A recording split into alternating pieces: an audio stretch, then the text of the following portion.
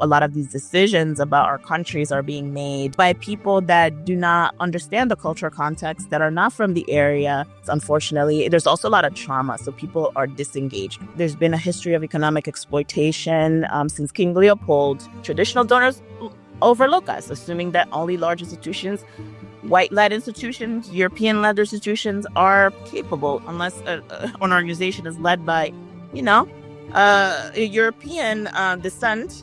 They're seen as more trustworthy. So this is also something that is internal.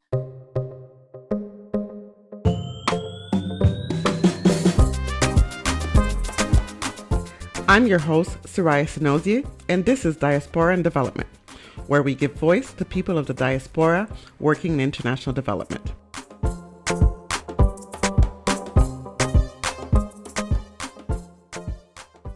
My guest today is Jessica Kanya-Ngambi, founder of Africa Diaspora Connect. Jessica is a Congolese-born development professional with over a decade of experience managing international programs across Africa, the MENA region, and Latin America.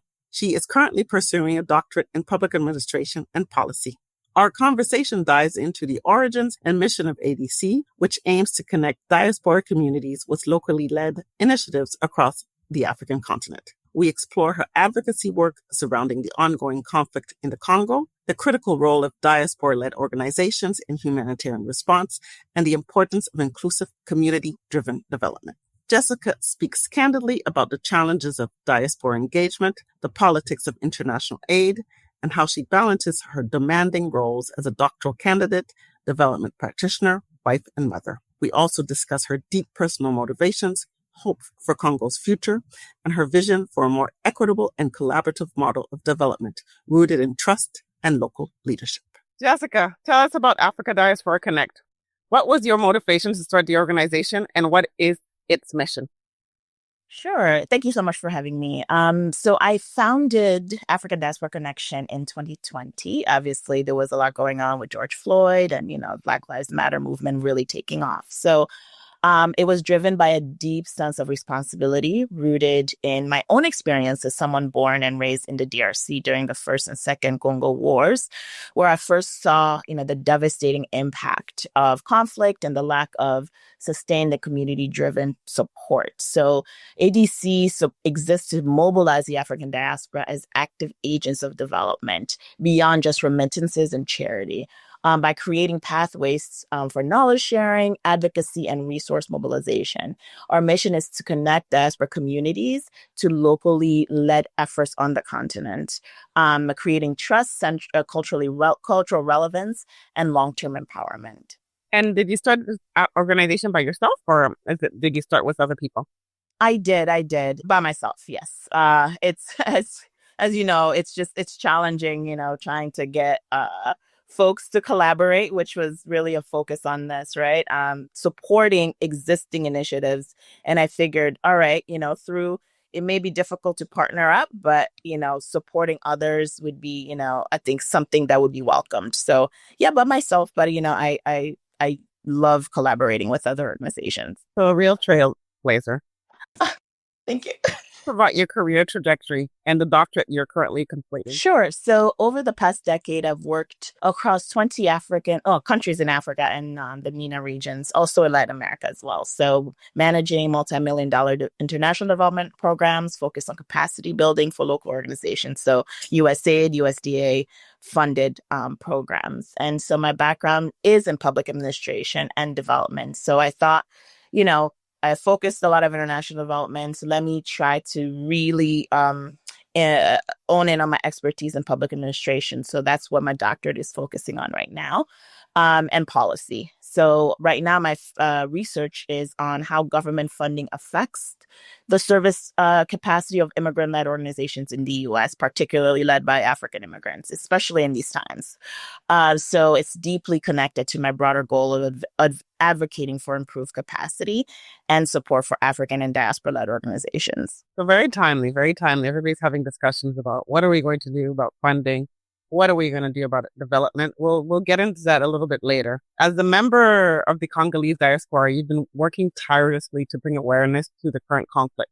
What does this work entail? Unfortunately, the war has killed about 8,500 people since January. And the areas where the rebels are occupying are, where my family lives. So obviously there's a sense of extreme, urgency. And so my work, thankfully, I'm a big spiritual person. So I feel like things have just aligned where, I could use my experience in international development to really start, organize advocacy events, engaging with policymakers and amplifying Congolese American voices through coordinated campaigns and coalitions. I'm part of the DRC Diaspora Desk, which is a coalition of Congolese organization leaders and allies committed to collective action. So we serve as a hub for advocacy. We promote sustainable development and ensure diaspora perspectives are represented on the local and international platforms. We regularly meet with congressional offices, especially those on the Africa subcommittee, which has been a strategic approach of ours, to stay informed on U.S. policy towards the continent and offer diaspora-led policy recommendations. Most recently, I participated in Congresswoman Ilhan Omar's U.S. Africa Policy Working Group. They met to discuss the crisis on the DRC, especially with U.S. aid cuts. And so their representatives, Sarah Jacobs and Haley Stevens, were also present. Haley Stevens was working on a Congo bill, which unfortunately most of our community didn't know anything about. So that's why it was so important for us to be at the seat at the table, right?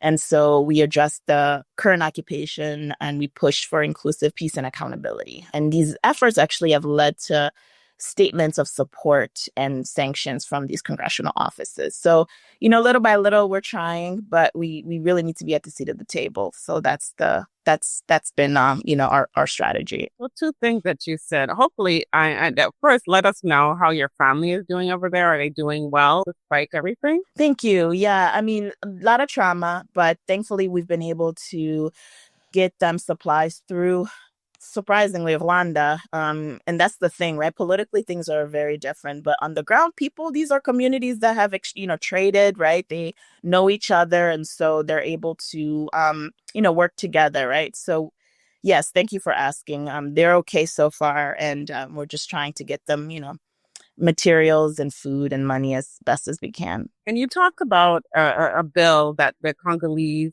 community doesn't know about. So I'd like to get a little bit into why the Congolese community is not aware, and a lot of work that the diaspora organizations do have to do with informing their own community. Could you talk a little bit more about that? Yeah, sure. So there's been several bills that have been introduced. Now, passed is a whole other thing, So there's different stages. There's actually a website, a congressional, bill tracker.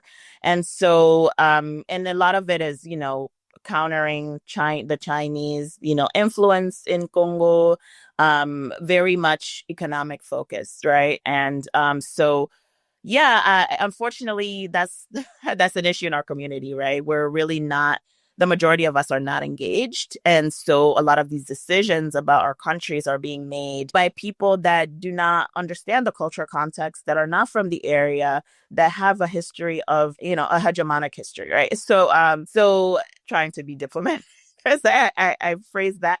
So that's really why we thought that, we need to fill this gap, right? We have on Wednesdays, we send out a Zoom, to the community. We have different WhatsApp group, which has been really helpful. And so, we try to reach out to the community to join. Hey, let's, keep you posted what's going on the congressional level, on the local level, and just try to approach it like that. And we're also, having, community events. June is going to be Independence Month of Congo. And so there's a lot of events going on. And so, we're trying to just take that leadership role because unfortunately there's also a lot of trauma. So people are disengaged, right? They're like, politics, I don't want to get involved. So understandable, but we're trying to be more digestible. As a Haitian, I understand. We're little who are not, don't want to hear.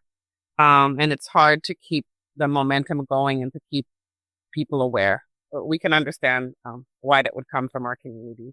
Not only is the conflict not well known, or what's being done to end the conflict is not well known within your own community at times. What they know about the conflict, but they don't know what's being done to try to tamper it down. But I also see that the conflict is largely being ignored by the world. Why do you think that is?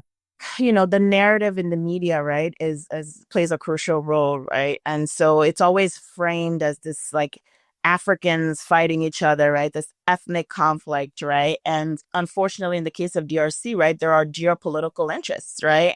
We are a country that is just enriched with mineral, our cell phones, our computers, technology really depends on the minerals, or coltan, cobalt, you name it, we have it. So there's that interest, right? And so there's been a history of economic exploitation since King Leopold's days, right? Before that was the Portuguese, right, for the Kingdom of Congo. So there's just a long-standing neo-colonial dynamic that have contributed to this global apathy, and the media silence is part of that strategy, right? So despite this being the deadliest conflict since World War II, with millions affected, more than at least close to 10 million, Congo remains on the margins of global consciousness unless minerals or profits are at stake, right? There's a new deal that unfortunately the Congolese president, Felix Tshisekedi, has put on the table, again, facilitating this, right? Where he's literally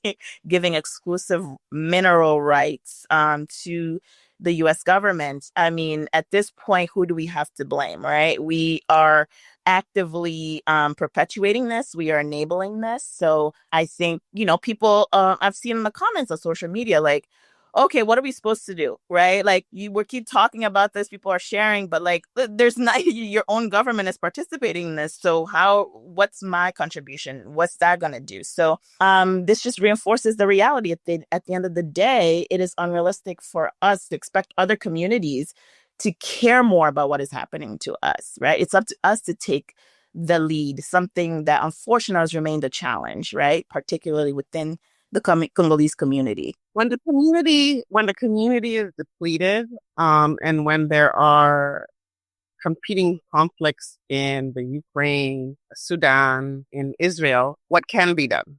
Because it's very interesting when we say we have to take the lead or we have to support, but we have fatigue, a bit of apathy at times. What do you think can be done? I think, again, it comes down to the collaboration, right?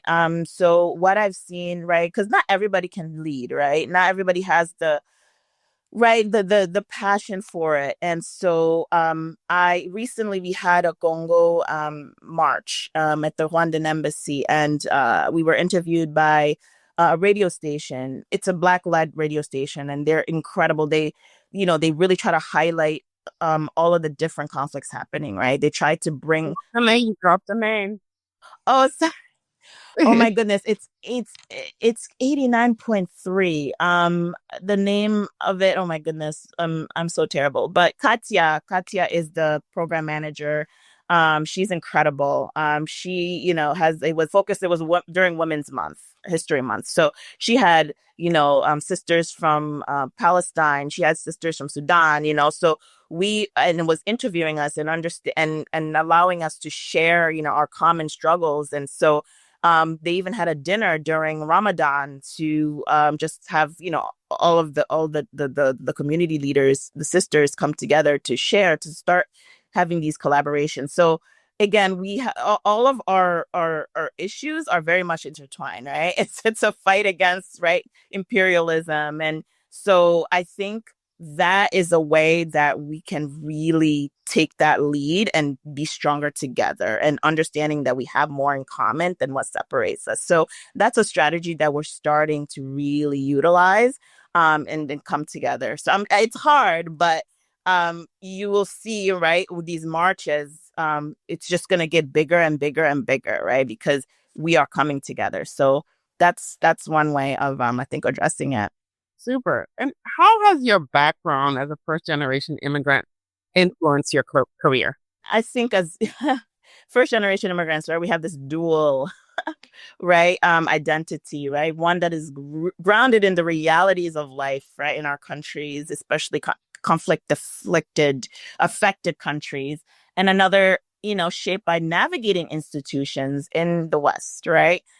Because we have this passion, we want to help, and this is unfortunately, right, it's a prescribed way, right, based on Western ideology, Western, interests, but it does allow us to have an opportunity to engage and to do some work, right, related to alleviating development challenges. And so whether that's sustainable or not, it clearly hasn't been, but you do what you can, right? So that's really been has informed my approach to development. I'm always thinking about how to bridge these systems, right? How to build trust, how to ensure that solutions are not just imposed, right, but also co-created. So it's just made me deeply aware for the need for representation in decision making, spaces, especially for African diaspora women, which again, since you had started this podcast, and I became aware of it, I was just been, in awe of your work. And this literally is, such an incredible space where we can have this co-creation, right? We can talk about it, and you are leading us. So thank you for your work. And I'm Oh, never going thank you, to stop thank you. praising you. Oh, well, thank you. This is usually I'm the one praising. Well, thank you very much. It's important to have a space for us to talk about what we do, what works, what doesn't work, and really great diaspora-led initiatives such as yours are important to put a focus on. And while we're talking about that, funding for an international development and humanitarian crisis is being largely scaled back, not just in the U.S., but crises continue to grow. There's been talk about what to do for funding. You've participated in these talks, but there is little action. What do you think can be done in the short term and long term? Yeah, I mean, I think organizations like I think UN Migration, right? They're really seeing this and understanding how vital it is to support diaspora-led initiatives. Before we've been largely ignored, right? In the short term, we really need to think about how resources flow, right? And I just participated in the UN migration panel as well, and it was incredible how they are really you know pouring funding into diaspora-led initiatives, right? So, and I think it's going to be one of a cascading effect, hopefully. But it seems like this crisis, right? This scaling back of funding is really pushing support for diaspora-led initiatives because we know the culture, the cultural context, right? Like, for example, in Congo, just bigger organizations have been having a hard time getting any kind of aid in humanitarian aid, but diaspora-led organizations, because they have connections on the ground, are able to find workarounds, right? Okay, we know this route, through Gisenyi in East Congo, we're gonna be able to, I got my aunt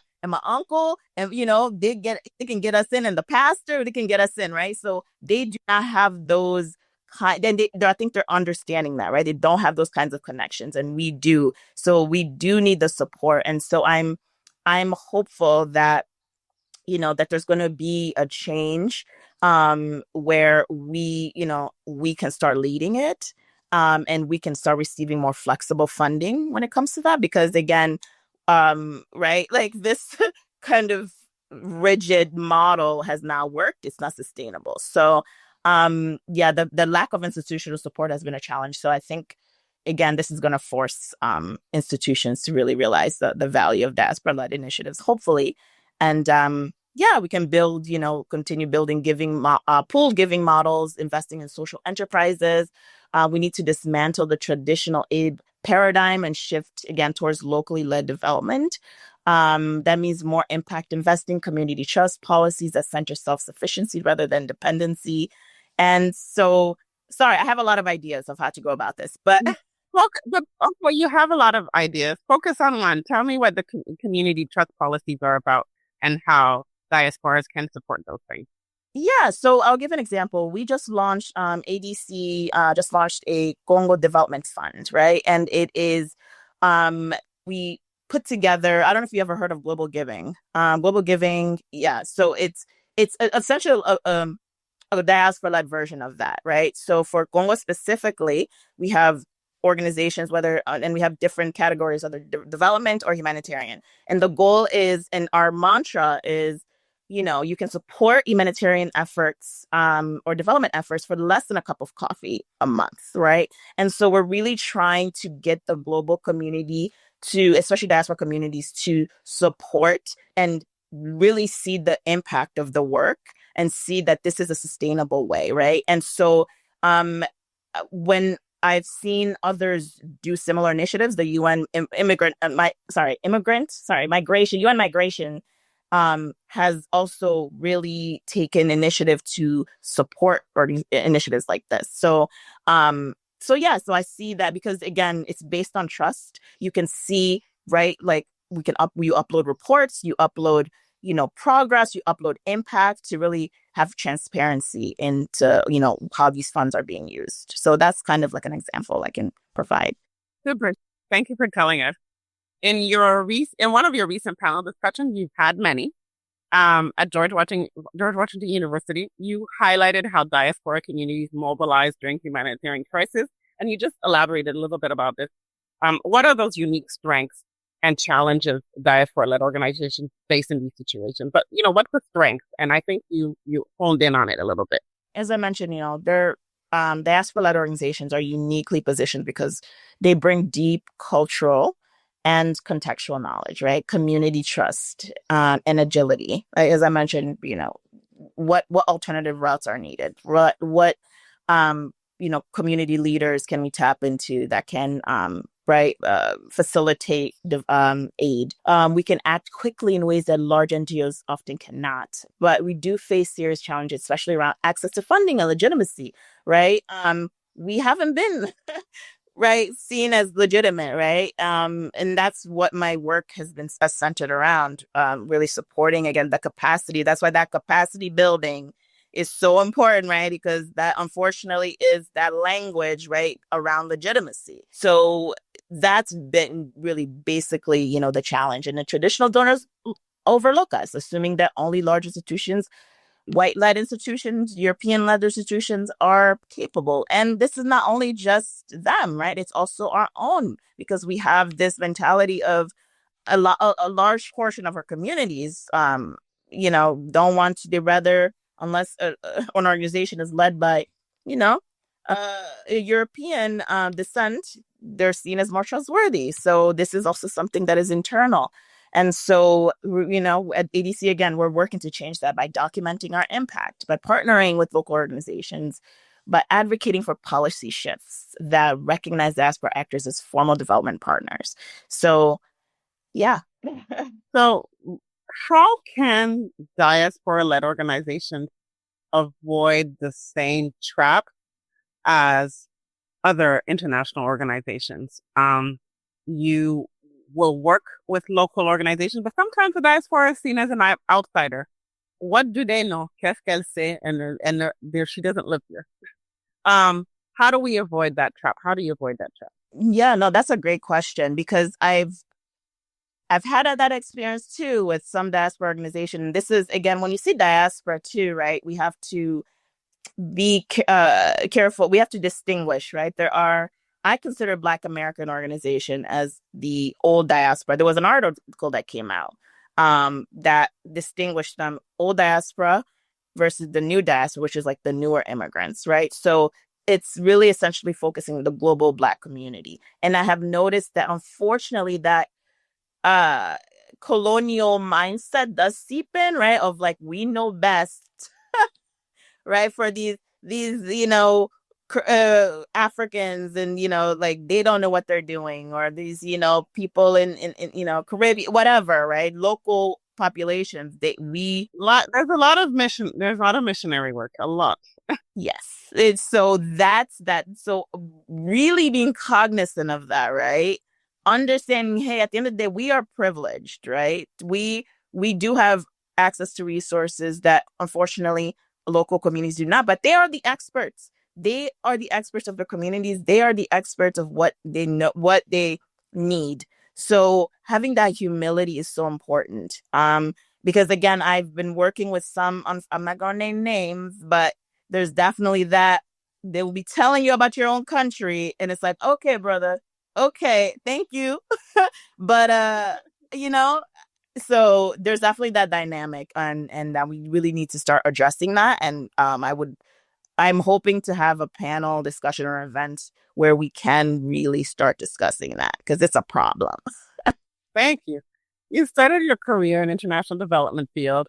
Will you continue to work in this field after completing your PhD? Why or why not? Oh yes, 1,000%. I have tried, due to frustration, as to pivot, but no, we are needed in this space. But I will continue it with a different lens, right? I think the diaspora-led approach is really what I will focus on. I'm deeply committed to transforming how the field operates. Again, too often international development reinforces unequal power dynamics, right? And so my goal post PhD is to work at the intersection of policy, academia, and practice, pushing for approaches that are more equitable, community driven, and inclusive of diaspora voices. And I see myself continuing in this field, but as someone's challenging the status quo, not reinforcing it, and also really adding that advocacy approach, which I see how really critical it is, especially again at the policy level, right? In congressional offices and just with policymakers. So, balancing your role as a development practitioner, a doctoral candidate, a wife, and mother must come with its challenges. I'm tired. I'm surprised. How do you navigate these responsibilities, and how do they influence your perspective on your work? Oh my goodness, I definitely I my faith is very important. So I'm, always every day try to be deep in scripture and really trying to understand, okay, what do I need to do today? Embracing rest has been really important. It's a balancing act that requires being intentional about how I use my time and where I place my energy. And so, and I'm big into, my friendships have been super important. And there's always that guilt, right? Whether it's mom guilt as a woman, whether it is friendship guilt, whether it's wife guilt, it's just, there's always guilt, right? And so I think showing women and guilt seem to go hand in hand. Woo! So yes, so showing grace to myself has kept me grounded. My family is a constant reminder of what's at stake, especially with this Congo situation. So if I can't sit, like right now, I'm working on chapter 1 of my dissertation, and I haven't been able, I have to do my revisions, and I just had to let my professor know, hey, like, I'm going to have to repeat this. We go, the Congo work has taken, France is front and center right now. I didn't say that, but, I just, and thankfully at this stage, it's a little more flexible. And so, I just really try to give myself grace and practice rest and communicate and hopefully have people in my life that are understanding of the struggle right now. But thank you. And do you have any heroes? And if so, why is this person your hero? Oh man. I know I'm gonna sound like, as a Christian guy, right? And Jesus, but also Patrice Lumumba.